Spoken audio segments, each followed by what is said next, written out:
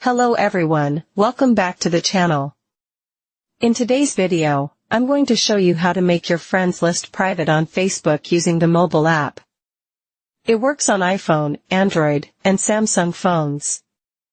If this video helped you, please don't forget to like and subscribe, it really supports the channel.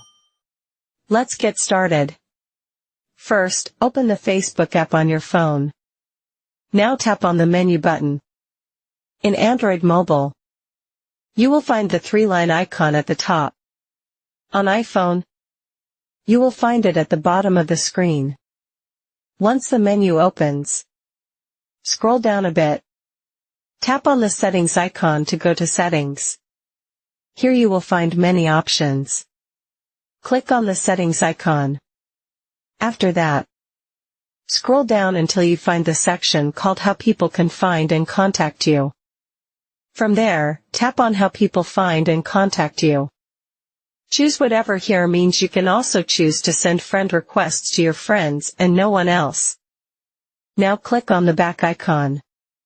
Now find the option that says Who Can See Your Friends List, and select it. Select Only Me to make your friends list private. If it is set to public, everyone can see your friends list.